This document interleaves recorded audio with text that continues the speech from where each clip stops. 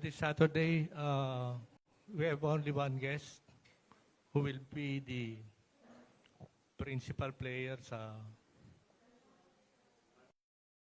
proceed ng impeachment case against Vice President Sara Duterte for trial sa Senate. This Monday, magde-decide ang plenary kung itutuloy ang impeachment complaint. No less than 200 ang in-expect na mag-vote to impeach the Vice President. It can go higher pa daw, according to some projections. Tapos, pero ang next question is, pag nag-proceed na sa trial ang impeachment case, the battle will be in the Senate na alam naman natin, merong majority, may minority, merong mga pro-Duterte na hindi naman tinatago yung kanilang we'll see what happens after Monday. We have no less than the chair of the House Committee on Justice, Congresswoman Jervil Luistro, with us today to give us an assessment nung past 3 hearings ng Committee on Justice that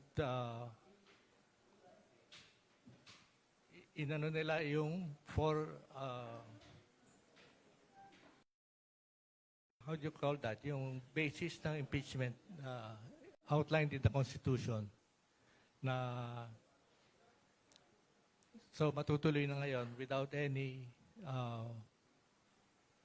possible hindrance coming from the Supreme Court. Unlike what happened last time. So, first of all, let's ask Congresswoman Luistro. Merong sasabi na talagang airtight yung case ng impeachment versus the Vice President. In fact, sabi ni Attorney Kapunan last time, it's no less than 99.9% solid, yung impeachment case. Which is like saying na talagang 100%. Now, let's ask Congresswoman Luistro kung ano yung assessment niya ng nangyayari sa House and what can we expect sa Senate once the plenary decides on the impeachment case. Sige po. Good morning.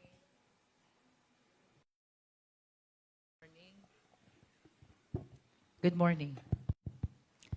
In response muna dun sa mga comments na airtight ang kaso and 99.9% ang conviction, tayo po ever since we're very much conservative, no?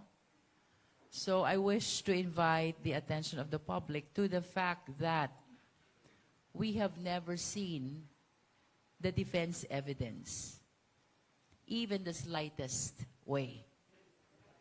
This is for the reason that in the entire proceeding before the Justice Committee, the defense team never appeared, never availed of the opportunity, and never presented even a single evidence, no?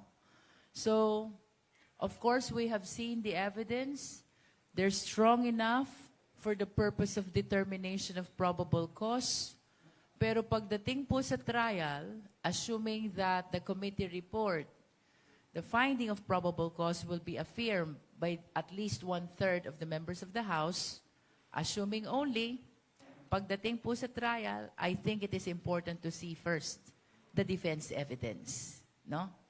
We've seen the prosecution's evidence, we've seen the complainant's evidence, but we need to see first the defense evidence for us to be able to assess kumusta ang strength ng evidence for purposes of conviction.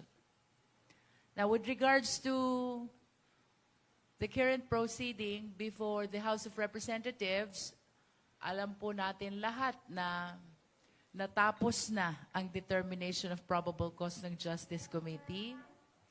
Na-approve na rin po ng Justice Committee ang committee report along with the resolution setting forth the articles of impeachment. As a matter of fact, we have transmitted already all these documents to the plenary. Now, we are anticipating that this coming Monday, we will be given the opportunity to defend the committee report, no? To defend the findings of probable cause, to defend the articles of impeachment. We will anticipate that there will be debate in as far as our findings of probable cause is concerned. Pwede rin natin i-anticipate the proceeding that we had in the Justice Committee might be questioned by some of the members of the House. But we will be responding to all the questions of the House members. What is important is for the Justice Committee to be able to sponsor, defend this committee report along with the resolution and the articles of impeachment.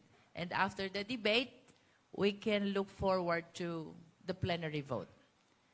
The vote will be nominal. Ibig sabihin, tatawagin bawat miyembro ng House of Representatives to cast their vote whether the same is yes or no.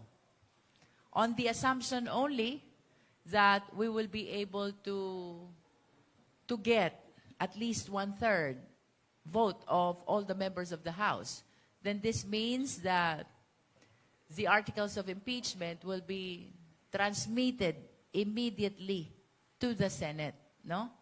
Now, if we fail to get that 1/3 vote, the effect of the same will be automatic dismissal of the impeachment complaint, no? That would be all. So ano mangyayari sa pag nag-convene na yung plenary sa Monday? Will you read the report or summarize it? I will be delivering a sponsorship speech which basically describes the proceeding that we had in the Justice Committee. We will be presenting as well in our sponsorship speech the consolidated grounds of impeachment, which is now under one set of articles of impeachment. You will remember that this is originally Saballa complaint, which has 6 grounds, and Cabrera complaint, which has 7 grounds. But upon the motion of Congresswoman Laila De Lima, the Justice Committee decided to consolidate all these grounds. The similar grounds were put under one article only, and now we have one set of articles of impeachment. This is the articles of impeachment set forth by the resolution approved by more than the majority members of the Justice Committee, at ito rin po ang nakapaloob dito sa ating committee report. So, in conclusion, the sponsorship speech will deal on the summary of the entire proceeding, the grounds or the articles incorporated under one set of articles of impeachment. We will be discussing as well the evidence that we have established so far, plus our submission that the Justice Committee found probable cause, in which case we will be soliciting the affirmation or the support of the members of the House of Representatives. Ma'am, these articles of impeachment, kakaiba sa ibang resolution. It needs no majority votes ng mga miyembro.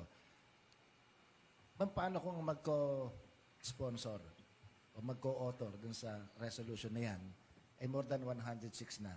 Hindi ba tantamount sa approve na ito? Well, actually, under the Constitution, ang requirement po is at least 1/3. We are 318. So, a vote of 106 House members is already enough to solicit the approval of the committee report, the resolution, as well as the articles of impeachment. Yun po yun. 106 vote is enough to solicit the approval of these documents and to warrant the transmittal of the articles of impeachment to the Senate. Sabam, anong botohan dito ang gagawin? Sigawan, viva voce, o ipapaliwanag ng bawat isang kanilang mga magiging boto? This will be nominal voting, which means that the House members will be called one after the other. They will be casting their vote by saying yes or no. But as to the opportunity to explain, perhaps we will leave it to the Rules Committee, whether the same will be provided to the members of the House. Ma'am, from your vantage point, is there a need to secure more votes other than what is required in the Constitution? From my perspective, yes. Because in the Justice Committee, it's 53-0 sa probable cause, 55-0 pagdating sa approval ng committee report. So, I believe that the House of Representatives should be able to show as well the unanimity of their position, the same way that the Justice Committee was able to show the same. What if, ma'am, you fail to, the leadership fails to secure the same number of votes garnered when the impeachment of the Vice President was first discussed at the plenary last year? Ang ibig bang sabihin nito, ma'am, that the support in the House has weakened? Well, it only means that the members are having a lot of things which they are considering, no? Kasi if you will remember, the grounds are almost the same. The grounds in the first impeachment back to the 19th Congress and the grounds under the current impeachment, now that we are under the 20th Congress, they're almost the same, no?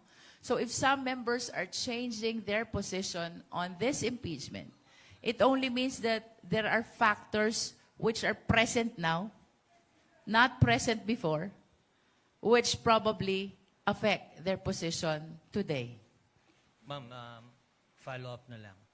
Last year, hindi namin narinig yung mga salitang will vote based on their conscience. But it's now na medyo frequently naririnig namin yon. Ano yung motibasyon? Bakit all of a sudden may mga ganitong kolatilya? Samantalang nung nakaraang taon, ma'am, nag-uunahan pa yung mga kasamahan ninyo sa pagpirma. Perhaps it has something to do with other factors to consider in deciding on this impeachment, no? Ito, I discussed this already in the other interviews. One, of course, is how a member of the House appreciate the evidence. Second is the fact that the members of the House are all political personalities, which means that they are considering as well their political interest. Third, the fact that the national election is already approaching. So I think these are reasonable considerations for the House members. If ever those who voted in favor of impeachment during the 19th Congress will be changing their mind under the current impeachment. Magbibigyan ba ng opportunity yung mga, halimbawa, yung mga congressmen na Dutertes to explain why they don't agree with the impeachment case? Well, there will be debate after the sponsorship speech, and I think everybody will be given the opportunity to participate in the debate, no? I'm quite sure about that, the interpellation. But with respect to the explanation of vote, siguro i-consider din ng rules kung ilan ang House members who are interested to explain their vote. This is actually a privilege which is given to the House members, but of course, kino-consider din ilan ba ang gustong mag-explain ng kanilang position about the impeachment. Perhaps if they wish to participate, it's better to participate in the interpellations so that the Filipino people will hear their arguments, which the Justice Committee will definitely respond. Si Congressman Puno, nagsabi ka makailan na may mga pressure. Kaya sa kanyang estimate, 150 to 180 lamang ang maaaring pumirma para sa impeachment. Binanggit niya yung seeming popularity sa Mindanao ni Vice President Sara Duterte at sa mga non-Mindanaoan, may binanggit siyang 3 letra. May pressure daw mula sa INC. Tanong ko po sa inyo, naramdaman po ba niyo yung pressure na yun? Well, of course, on that concern, I can speak only for myself, no? Wala po akong naramdamang pressure, neither from the leadership nor from the INC. Since day one of our proceeding in the Justice Committee, maliwanag po ang appreciation natin dito. This is not a matter of choice. This is a matter of duty. Whether I like it or not, I need to proceed because this is the mandate of the Constitution. Sa mga kasamahan yung mambabatas, narinig niyo po ba na tumutugma yung kwento dun sa mga nabanggit ng ni Congressman Puno? Well, I do hear that from my colleagues. Discussions about the INC, discussions about the approaching national election, discussions about the position of the party leadership. But nonetheless, in my humble submission, I think ultimately it will be the conscience of the members of the House which will prevail at the actual voting, no? After you have considered the evidence, after you have considered the party position, I think at the end of the day, ang dapat isipin, or sana ang isipin, will be for the best interest of the Philippine nation. Okay. Ma'am, ang naririnig natin, ang binabanggit na ehemplo, nung nakaraang eleksyon, may 2 congressist sa Maynila na muntik na pinatikim na ng 2 pressure na ito. Congressman Chua at saka si Congressman Benny Abante. Yun ho ba sa palagay nyo epektibong pressure o surmountable pressure para dun sa mga gustong pumirma sa impeachment? Perhaps it depends on the House member, no? If you are affected or perhaps threatened by maneuvering like what you witnessed to what happened to Congressman Joel Chua and Congressman Benny Abante, perhaps the House member will be affected, no? But if the appreciation about the constitutional duty is heavier, then the House member will be maintaining to consider what is best for the country and the Filipino people. Ma'am, yan ho bang 2 pressure na yan, o pressures, ang pinag-ugatan kung bakit yung tanong ng kasama nating si Tenten, naririnig na ngayon yung salitang conscience vote? Well, I cannot speak for the House members, no? But ever since in the 19th Congress, I think that is a very reasonable thing to consider. Na you do not just consider the evidence, you do not just consider the party position, you must consider also what is being dictated by your conscience. And by conscience, it means what is morally right, what is best for the Filipino people, what is best for the welfare of our country. Okay. Ma'am, of course, sabi nga nila, yung politics ngayon almost exact science na. Namamap na kung sinong boboto kay ganon, kung saang geographic location, malakas ang ganito, ganong grupo.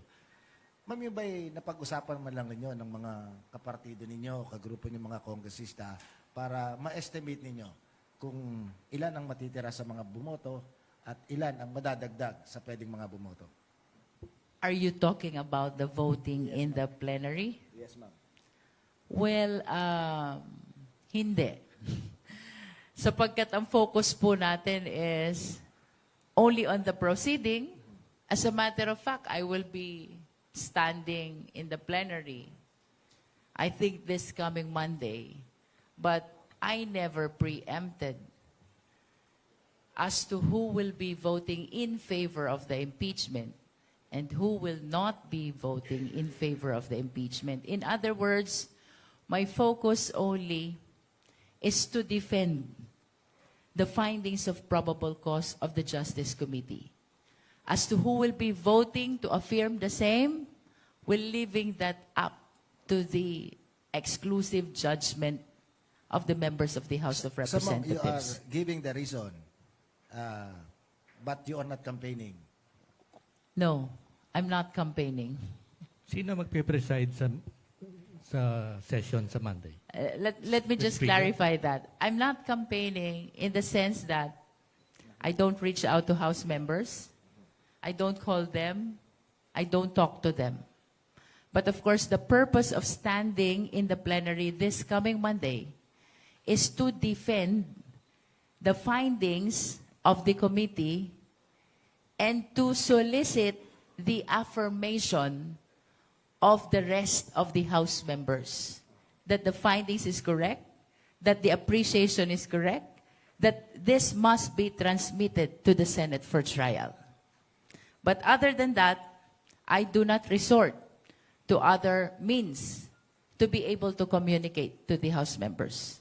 As a matter of fact, when I stand in the plenary this coming Monday, that will be the first time that I will be discussing it publicly to all the members of the House of Representatives.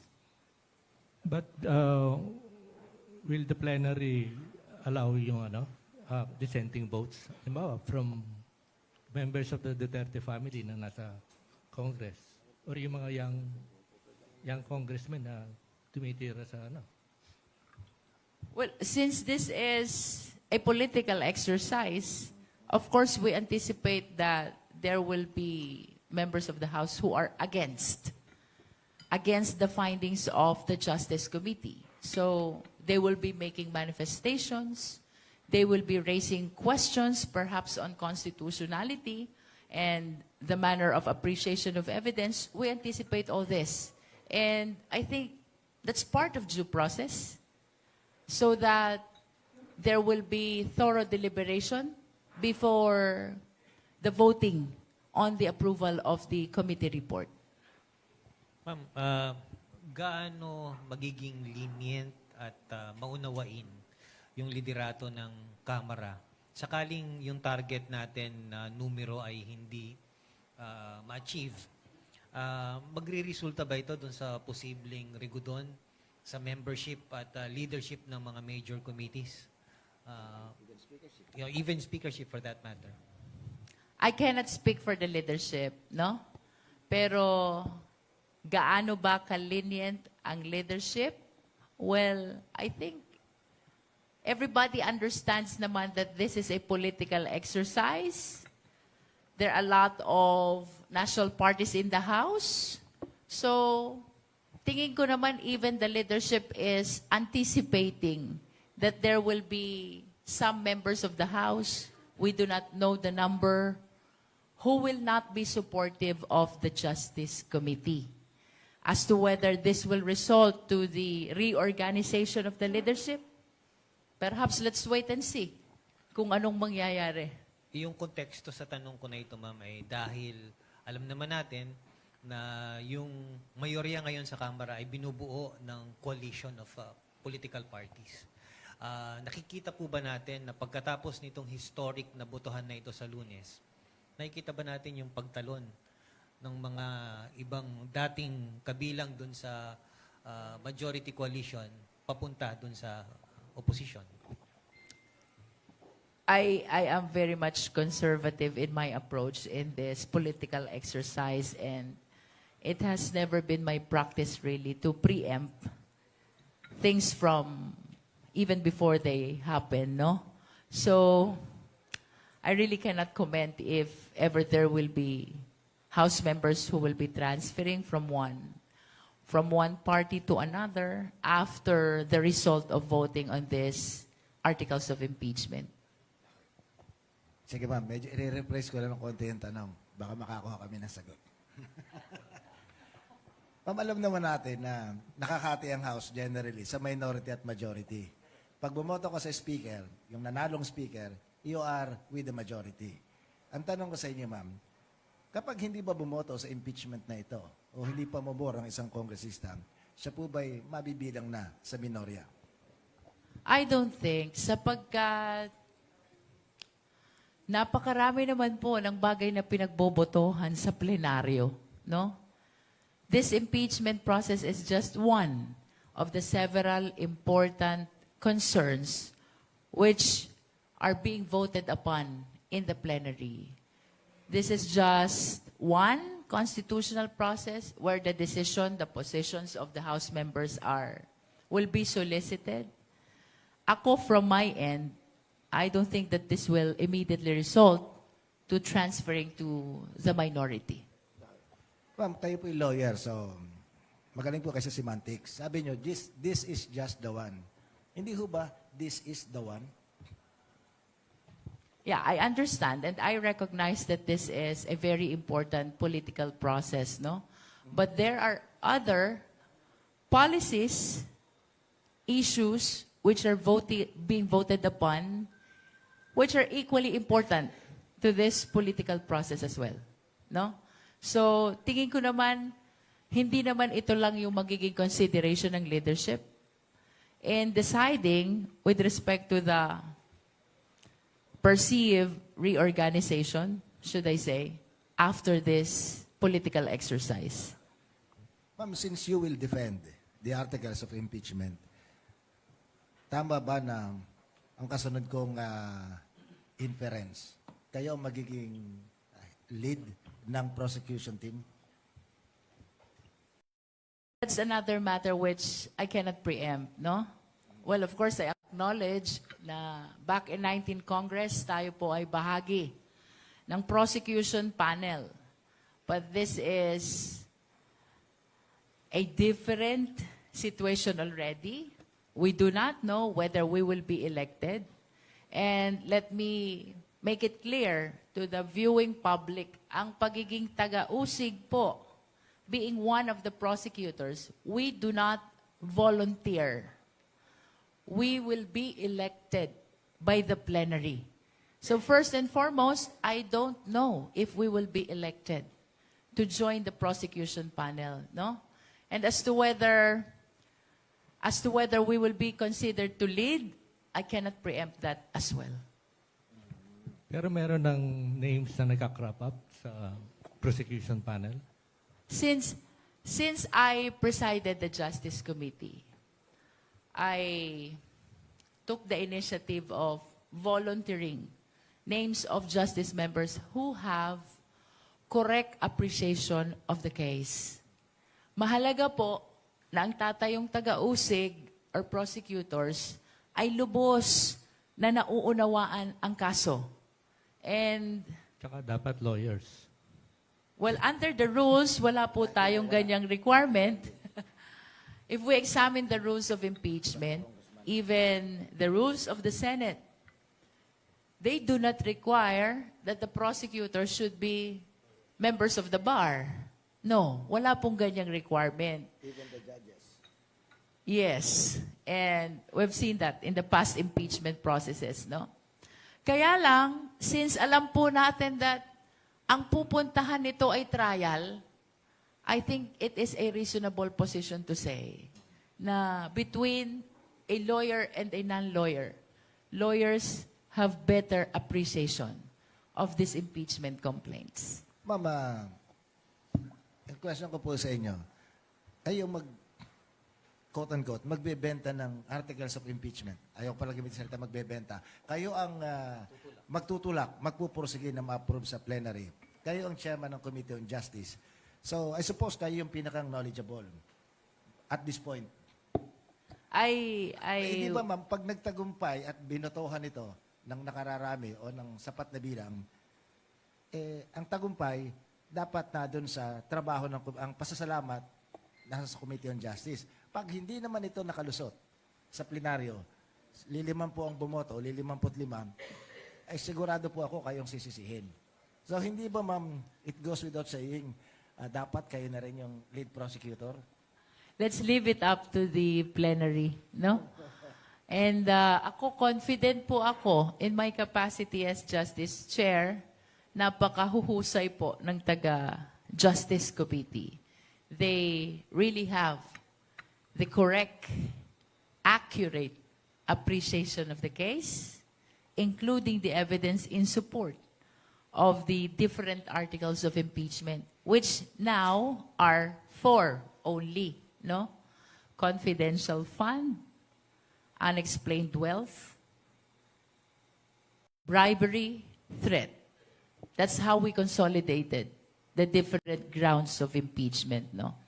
And to conclude my point, regardless of what will happen in the plenary vote, I can honestly say that I am very much thankful to all the justice members for the job well done. I commend them for their appreciation, the correct appreciation of the case which I observed since day one until we voted on the approval of the committee report.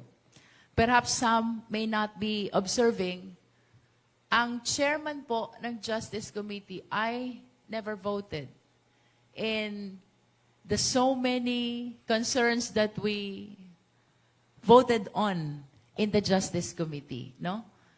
I was just observing how the justice members vote. And indeed, I do commend them for their correct appreciation of everything that we resolve before the Justice Committee. Ang daming beses po nilang bumoto. One is on the form, next is on substance, third is on the ground, and fourth is on probable cause. And I really commend how they appreciated both the arguments and the evidence which guided them in voting on these 4 important questions before the Justice Committee. Ano yung magiging role ng private prosecutors as compared to yung prosecutors ng Justice Committee? Well, just on the assumption na makalusot po ito sa plenary, no? Because this is my first time also to participate in an impeachment, if ever, in the trial. Ang nakikita ko po sa ordinary criminal case hearing, the private prosecutor must always be under the control and supervision of the public prosecutor, which means that the public prosecutors should always be the lead, and the private prosecutors can assist. We checked also what happened during the Corona impeachment. Ang sabi ni then presiding officer, JPE, Juan Ponce Enrile, yung mga parliamentary concerns must be done by the public prosecutors. But the private prosecutors can participate both in the direct and in the cross-examination. Ma'am, yung Senado,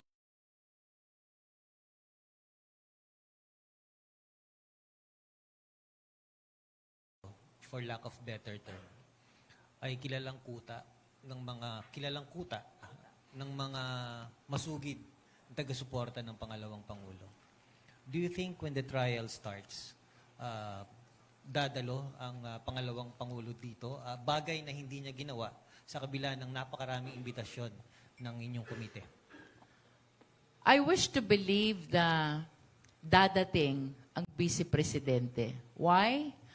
Not only because of what you said na ito yung kuta ng mga kakampi, no? But because this is her last opportunity to present her evidence. And if she will be missing this opportunity, then we have reason to believe na baka nga mag-result ito sa conviction. I think she should participate fully this time to be able to present her evidence counter the evidence of the prosecution dahil wala pa naman pong judgment. This trial may result to conviction, but it may also result to acquittal, depending on the evidence which will be presented by the defense. Because we've seen already the complainant's evidence, no? We've seen them already. They were enough to sustain probable cause, but as to whether they are enough to sustain conviction, it depends on the defense evidence which will be presented. Pero kung hindi maglalatag ng ebidensya ang depensa, we can actually anticipate the appreciation of the senator judges that the complainant's evidence might be sufficient to support conviction because it will remain unrebutted kung walang maglalatag ng ebidensya from the defense. Napakahirap po nun. Kahit po sa ordinary court proceeding, pag naglatag ng ebidensya ang complainant, walang nilatag ang depensa, yun pong ebidensya ng complainant, we consider it unrebutted, unquestioned, no? In which case, there's a big chance of appreciation by whoever will resolve the case. Ma'am, all the charges leveled against the Vice President are now in the open. Gusto lang namin kunin yung opinion nyo bilang isang batikan at hinahangaan na manananggol. What could be her strongest defense at this point?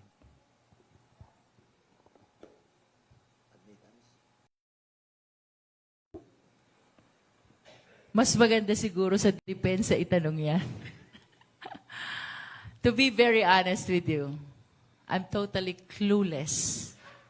And even if I put myself in the shoes of the defense, I would really find it very difficult how to establish my defense. Having seen the evidence presented by the complainant already, most especially the AMLAC report vis-a-vis the SALN. Itong impeachment, isang polarizing exercise. Pero even before this impeachment proceedings, polarized na ang ating lipunan eh. Polarized din yung Senado. Nabanggit niyo yung corona trial, ganun din naman ng panahon ng corona trial eh. Polarized na ang Senate, polarized ang lipunan for or kontra corona. Pero yung boto, tatatlo ang natira for corona.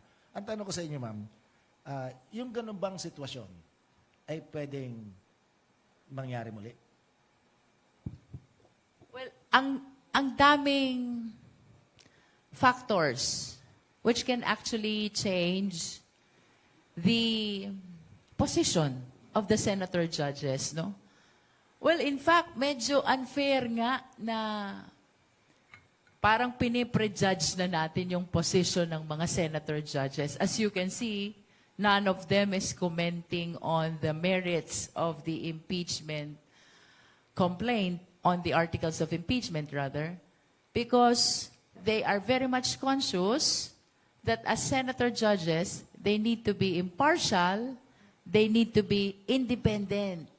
And that is why, apart from political affiliation, the prosecution really have this huge task of presenting the evidence very well, no? Because even if your political affiliation is with the Vice President, if the evidence is so overwhelming that even the general public is already supportive of conviction, how can an ally of the Vice President vote against conviction? If it is seen by the general public, it might cause his own political interest. That's why evidence is very important. Alam po natin na merong existing political affiliation ang ating mga senador. But I am confident that they will be very, very cautious in casting their vote, in deciding on the impeachment, depending on the strength of the evidence which will be presented. Because at the end of the day, sila kasama sa huhusgahan. If they vote against the evidence and the evidence is so overwhelming, it might cost their political interest. So ma'am, we are hoping for enlightened self-interest ng mga senator judges. I think so. I think so. Just like the members of the House, no? That's how I appreciate it, no? Ko-consider nila yung evidence, ko-consider nila yung political affiliation, but at the end of the day, ang mananaig sa kanila, the best interest of the Filipino people. Which means that kung ano ang matimbang sa sambayan ng Pilipino, I think they will go for that. Kung magkaroon na unexpected turn of events, merong mag-move sa ilang senators na stop yung trial, what can they do? Dapat may basis. Run to the Supreme Court, gano'n? Well, we do not want to anticipate a situation na just because of political affiliation, they will be moving to stop the impeachment trial. They will be moving not to convene the impeachment court. Dapat may basis. As a matter of fact, we should remember there are, I think, 4 petitions pending before the Supreme Court. All of them are questioning the constitutionality of the proceeding before the House. But to this date, wala naman pong TRO. Wala naman pong injunction. Which means so far, they have not seen any violation of the rules, the Constitution, and the decisions of the Supreme Court in as far as impeachment process is concerned. No? So I hope that the senators will be mindful of the importance of this political exercise.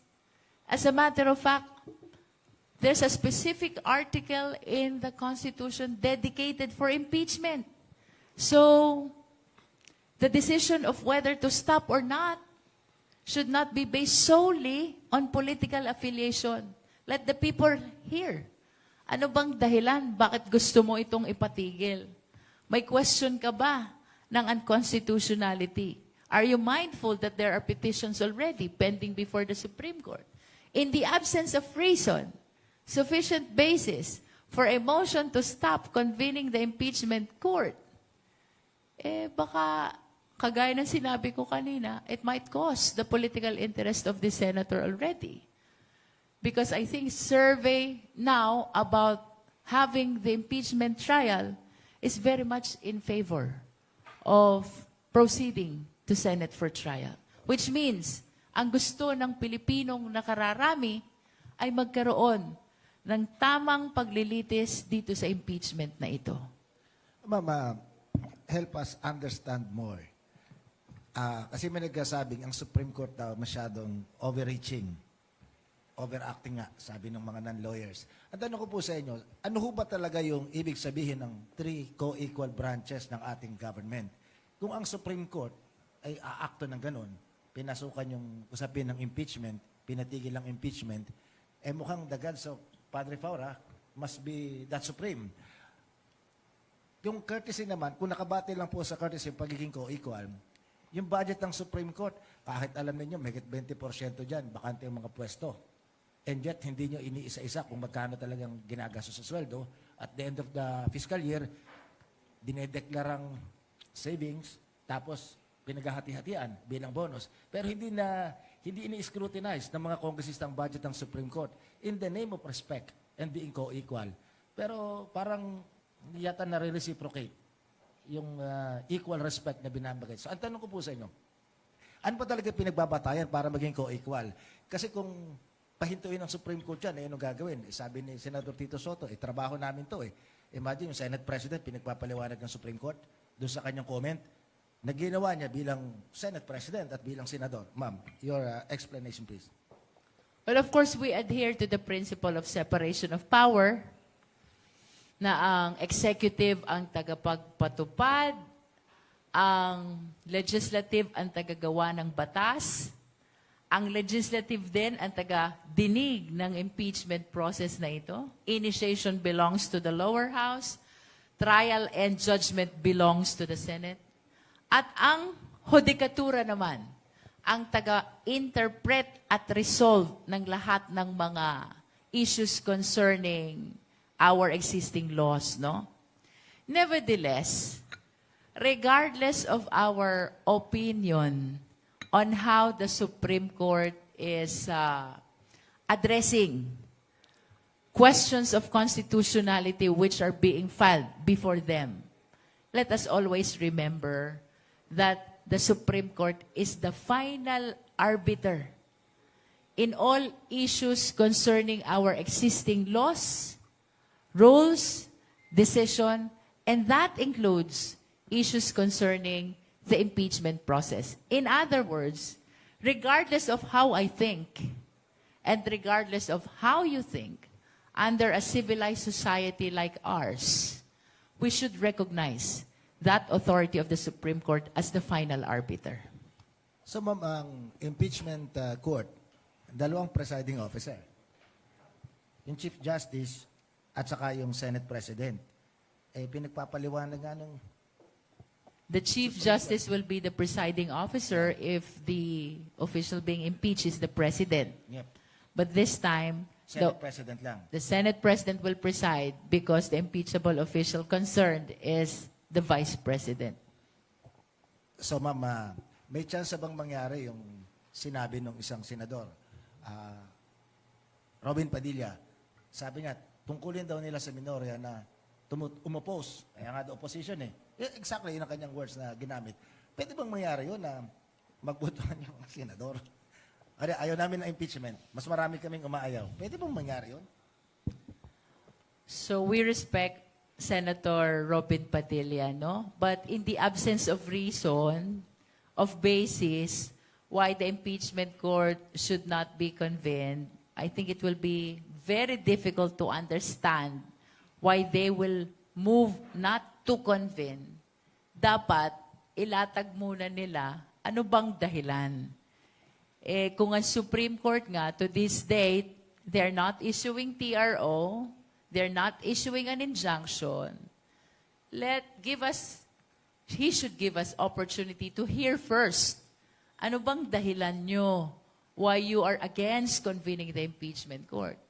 Because his reason, na just because they are opposition, they will be going against convening the impeachment court or going against the impeachment.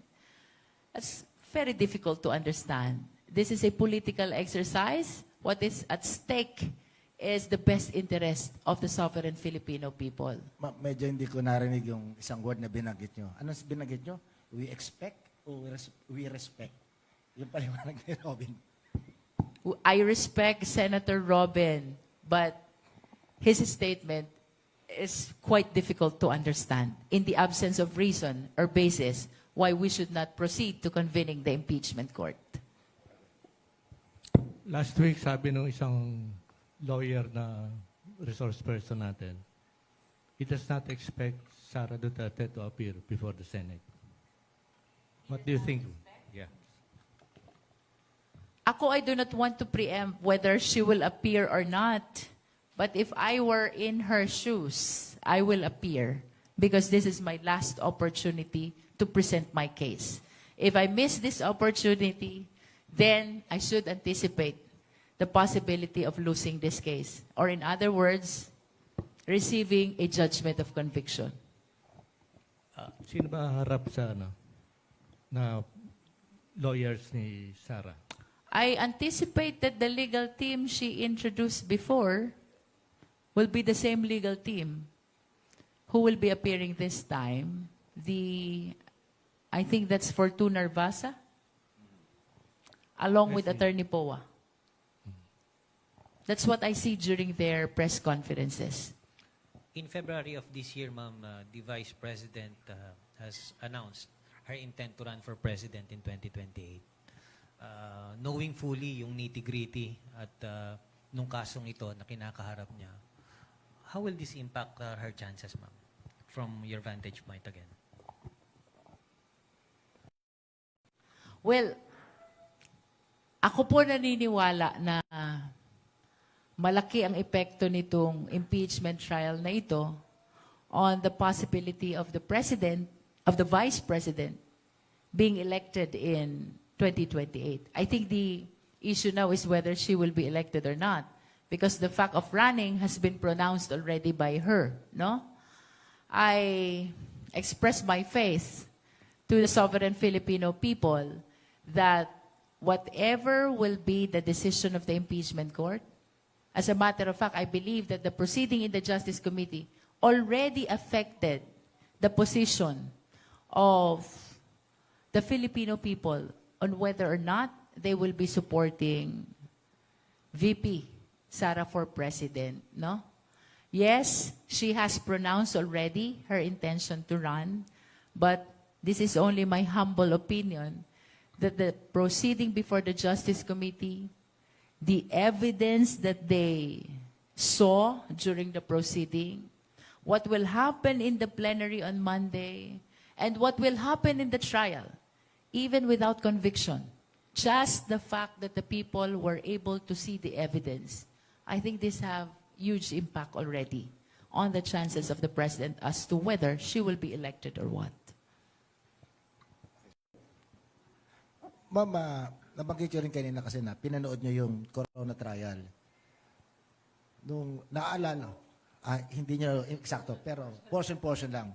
Kami po noon nakatutok noon kasi we are young enough din para inabot yung corona trial.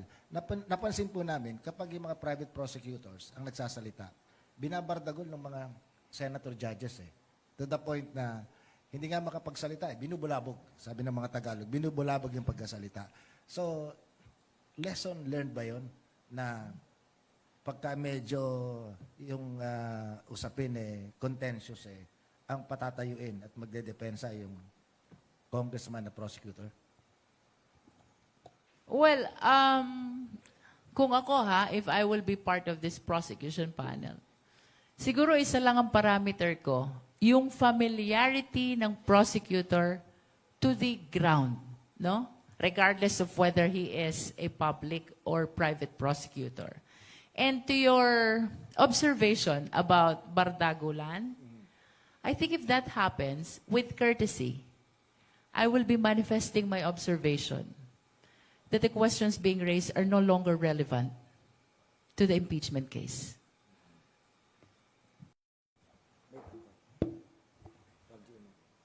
Sige. Teka, gamit ka ng microphone para kinig na lahat yung tanong. Senator Amy Marcos is claiming now na there's a massive incentive package to secure a yes vote sa House of the Representatives for the impeachment. The offer includes 50 million in cash, 3 million peso in additional MOOE per month, and 150 million peso worth of projects per congressman na boboto daw ng yes. May naririnig po ba kayong ganon sa House of Representatives? Totoo po ba yun or hindi? Of course, I can speak for myself only, and I deny that pronouncement of Senator Amy, with all due respect to her. Wala po akong na-encounter na ganyan. Ang sabi po niya doon naman daw sa boboto ng no, zero budget and possible legal charges. I deny that as well, in as far as I am concerned, wala po tayong naririnig, na-encounter na ganyan. As a matter of fact, wala pong kumausap sa akin regarding this impeachment process since day one of our proceeding in the Justice Committee.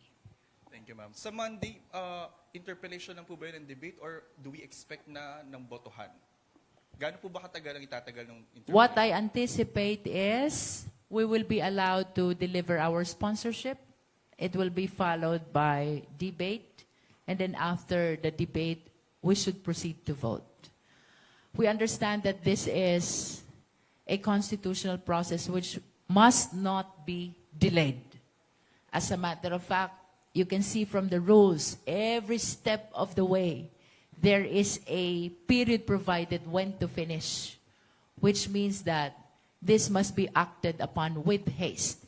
So kung ako ang tatanungin ng plenaryo, I am really inclined that these articles of impeachment be voted upon as well this coming Monday, right after the sponsorship and the debate. So possible abutin po ng madaling araw I don't know. hanggang sa magkabotohan. Depende siguro sa dami ng gustong mag-raise ng questions, no? But, of course, we are confident, not only myself, the justice members are ready to respond to all their questions. Ma'am, nasa na po yung selyadong kahon ng ITR ng mga mag-asawang carpet? Ang selyadong kahon po, I believe, ay kasama sa na-endorse na transmit papunta sa plenaryo. Wala na po sa amin yung kaso, you will remember, because the Justice Committee already transmitted the committee report to the plenary, and that includes all the records. So I believe that this is in the custody of the plenary already. As to which specific committee, I'm not so certain. Dadalhin po ba yun sa Senado just in case ma-transmit doon yung... Kung ma-affirm ng plenaryo ang desisyon ng Justice Committee, yes, even the sealed box of the BIR will be transmitted by the House of Representatives to the Senate. Thank you, ma'am. Ma'am, follow-up ko yun. Hindi nyo nakita yung laman ito? Ma'am, napakalakas ang loob nyo. Nagagamitin yung ebidensya, yung bagay na hindi nyo alam kung ano ang laman. Yeah, you are correct about that. As a matter of fact, that was expressed by Congresswoman Laila De Lima during our debate whether to open or not. Napakahirap daw na itra-transmit natin sa Senado something which we do not know what is inside, no? But since this is part of the proceeding of the Justice Committee, kasama ito sa mga nag-gather namin in the exercise of our compulsory process, I think it's fair enough na kasama din ito sa itra-transmit natin doon sa Senado.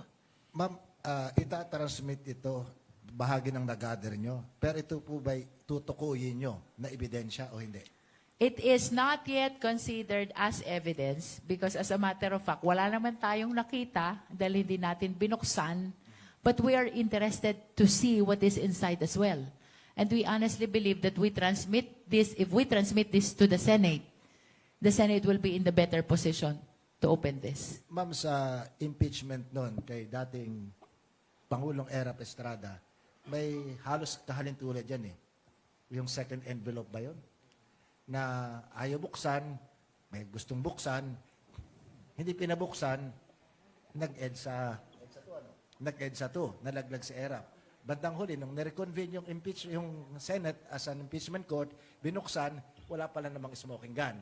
So, well, hindi kaya baliktad naman ang mangyari o kabaliktaran na pag binuksan, maaring mag-exonerate pa dun sa inyong isinasakdal?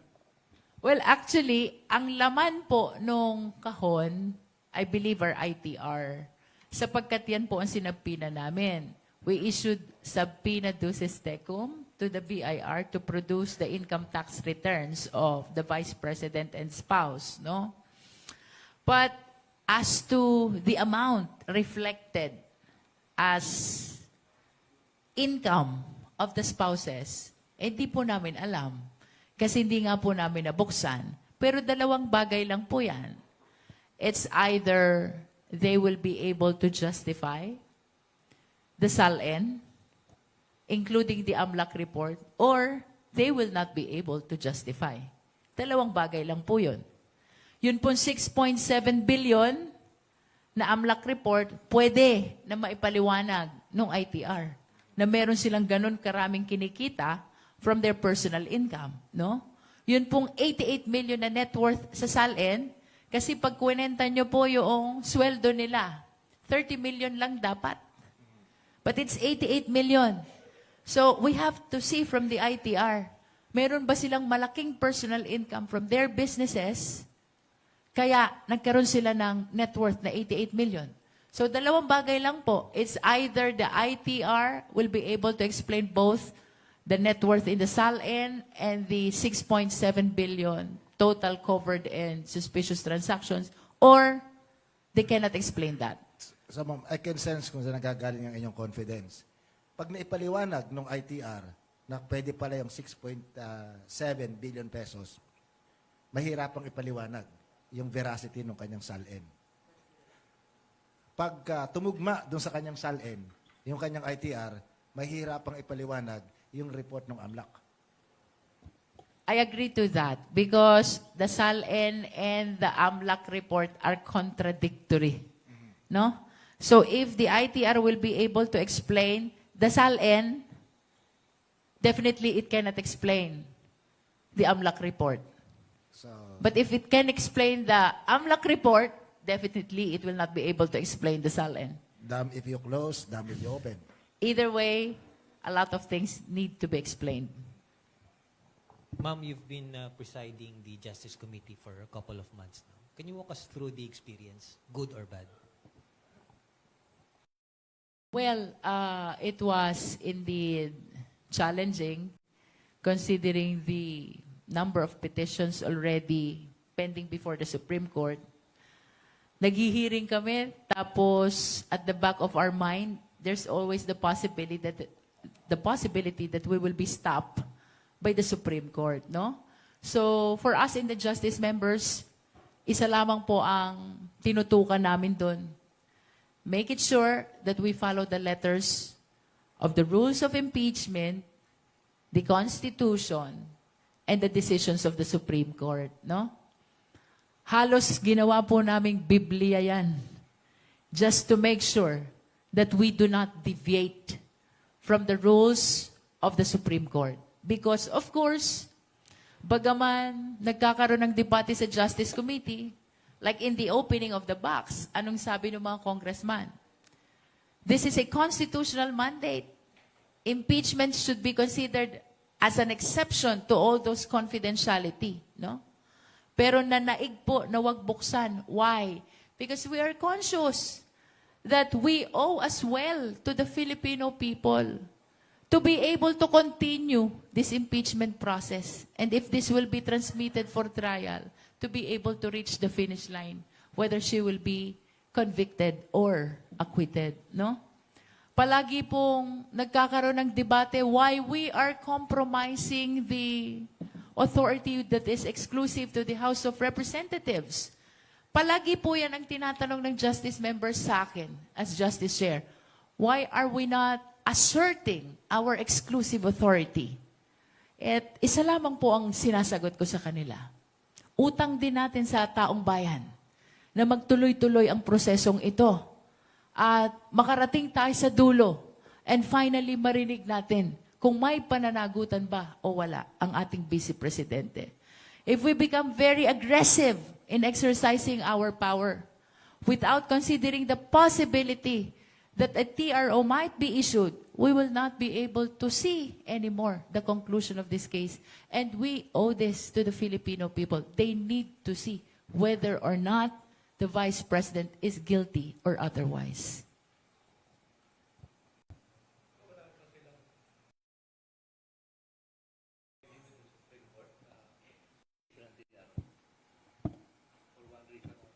Ang alam ko po may 4 na pending doon.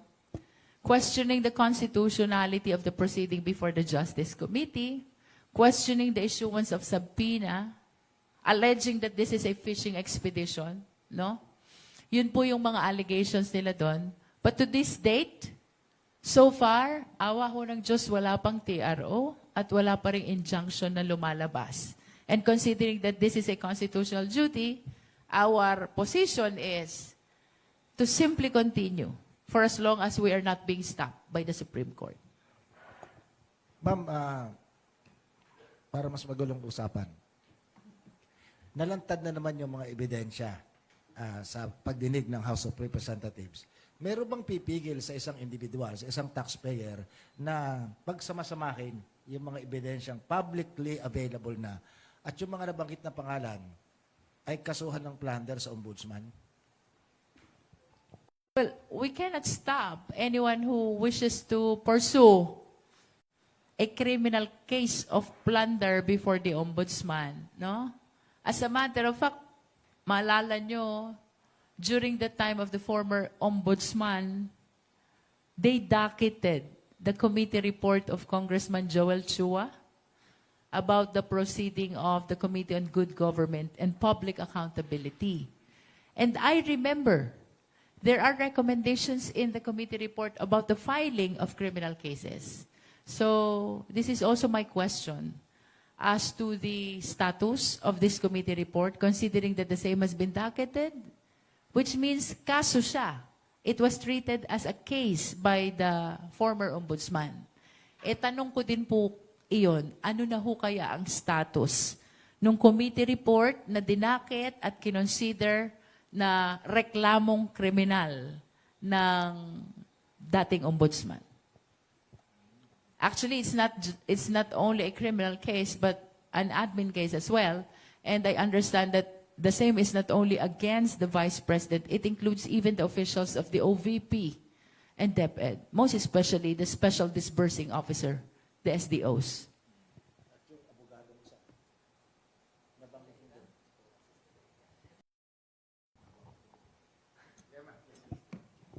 Hi, Kong. Good morning. Herlene Delgado po from ABS-CBN. Kong, I understand na you've already denied yung allegation ni Senator Amy, but just a similar, I just want to get your categorical answer on this.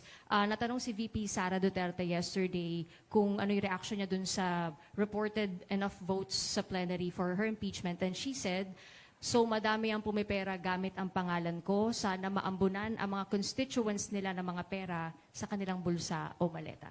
Your response. Similar answer to that. I deny that.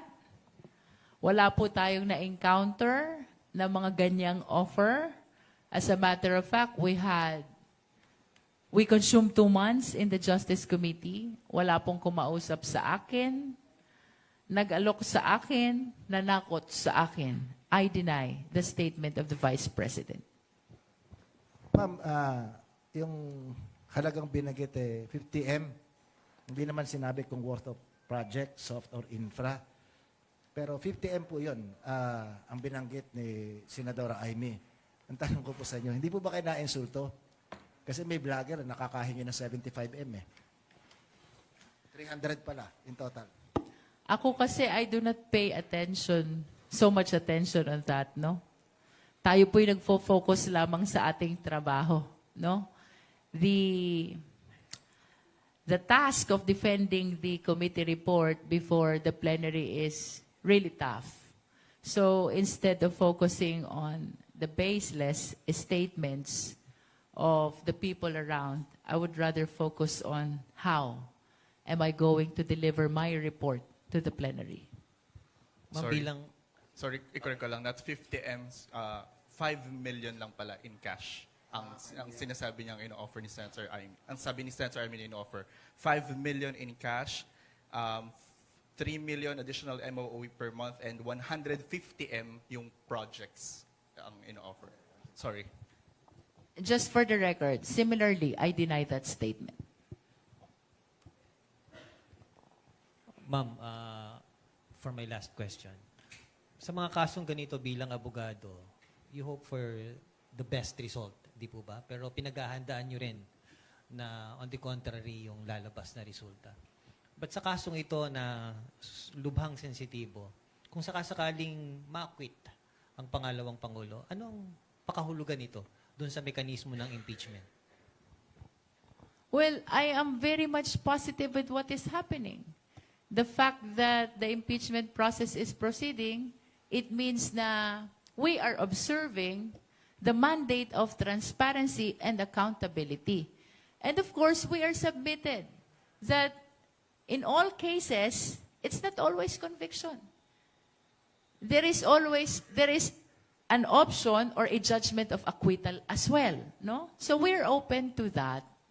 After the judgment of the impeachment court, whether it is conviction or acquittal, we will simply move forward as members of the House to continuing our duty in the Congress and serving our constituents in our respective district. No? Again, ang appreciation po namin dito, duty eh. This is not a choice. Kasi kung kami ho ang tatanungin, aba, ay baka ho, mas maiging kami nandun sa aming mga distrito at pinaglilingkuran ng aming constituents. But of course, this is a constitutional duty and we understand that. There is no option not to proceed. The only option is to proceed because that is the mandate of the Constitution. which represents the voice of the sovereign Filipino people. Wala hong option to decline eh. The only option is to continue for as long as the evidence is there. Ngayon, on the assumption po na i-approve ng plenaryo ang committee report, pagdating po namin sa trial, our mandate is to prosecute. Present the evidence of the House of Representatives. Now, if upon presentation of the defense's evidence, lalabas na mas malakas yung ebidensya nila, and on the assumption lang po, ang maging desisyon ng impeachment court is acquittal, we will accept that and move forward. What is important, we were able to deliver the accountability mechanism which is very much protected in our democratic system of government. Tayo po'y nasa ilalim ng demokrasya at pananagutan po natin sa taong bayan na magpaliwanag kung mayroong aligasyon ng katiwalian. Hindi po pwede nawalaan na lang. That's what accountability mechanism is all about. Kapag may aligasyon ng katiwalian, dapat ang taong gobyerno nagpapaliwanag, humaharap sa taong bayan. Ang mahalaga po sa amin, sa Justice Committee, is to be able to push through this accountability mechanism. Yun pong desisyon ng impeachment court, so long as it will be anchored on the evidence, we are prepared to accept whether the same is conviction or acquittal, so long as it is very much supported by evidence.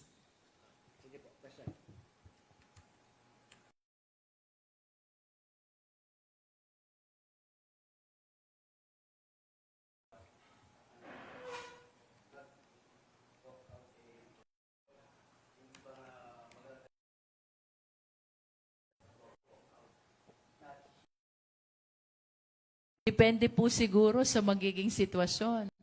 So long as the proceeding is relevant to the impeachment process, so long as everybody is following the rules, so long as there is basis for every decision of the impeachment court, I do not see that the public prosecutors will be doing the same thing. Mas gusto po namin, sir, na makarating ito hanggang dulo, so that the people will understand the decision of the senator judges.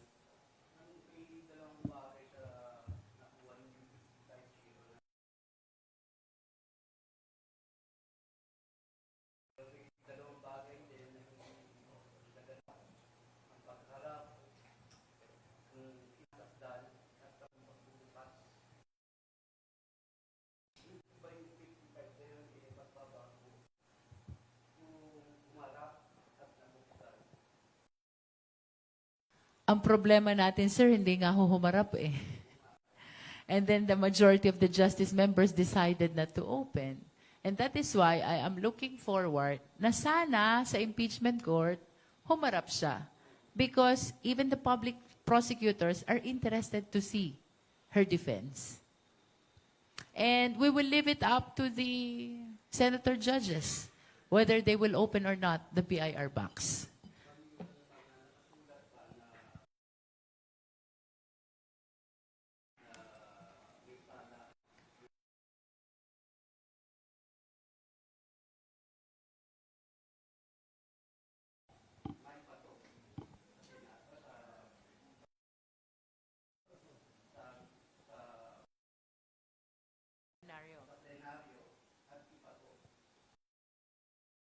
Again, yun pong naging huling boto natin sa Justice Committee. It is only on the determination of probable cause.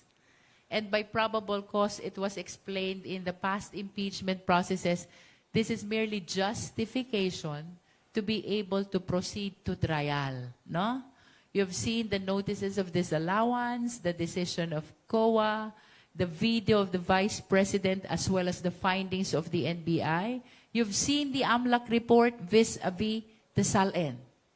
Always remember, all of this are unrebutted. Unrebutted because the defense team never presented even one single evidence.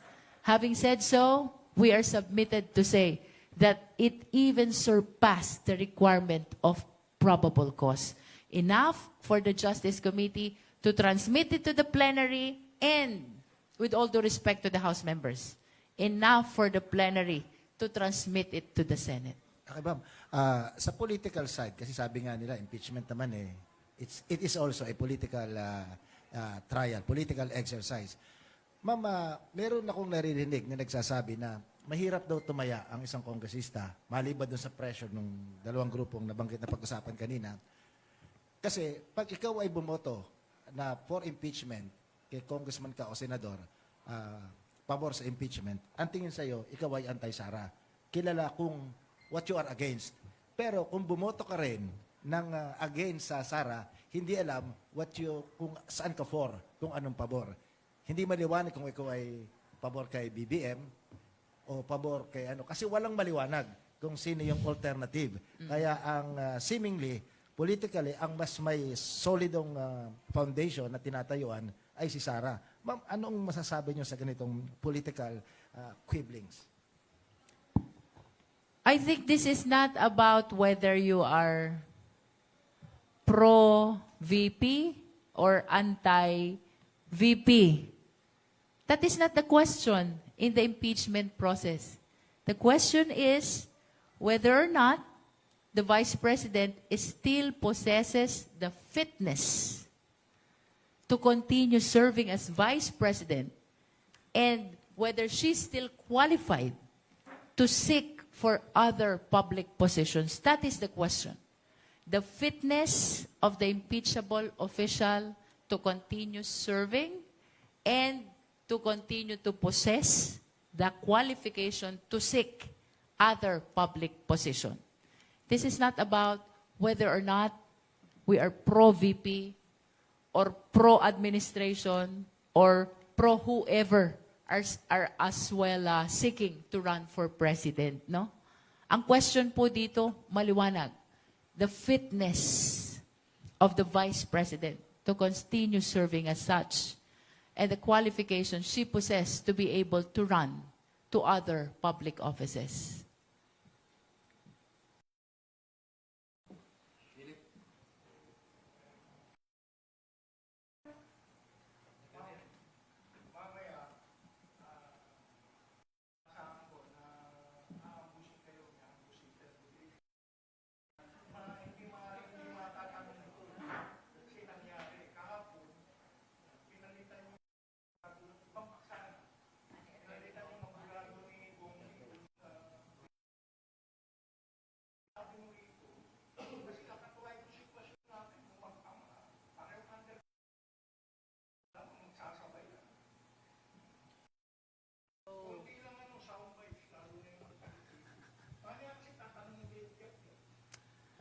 Tungkol po sa pag-withdraw ni Attorney Kaufman as lead counsel ni former President, I can only surmise na hindi na siya fulfilled as a lawyer ng former President. And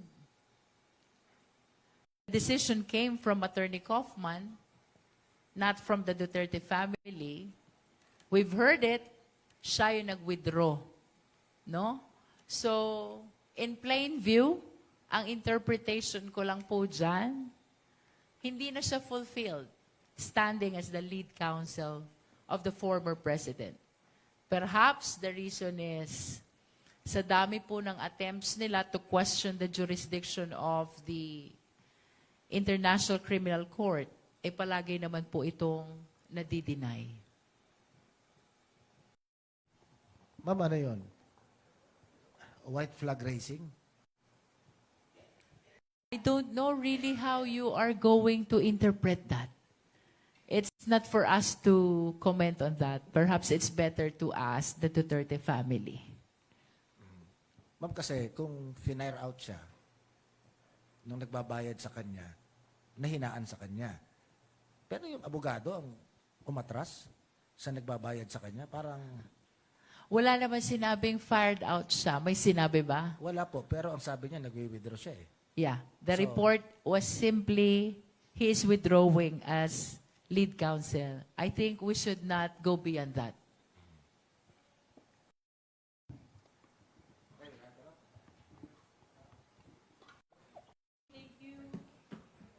Okay.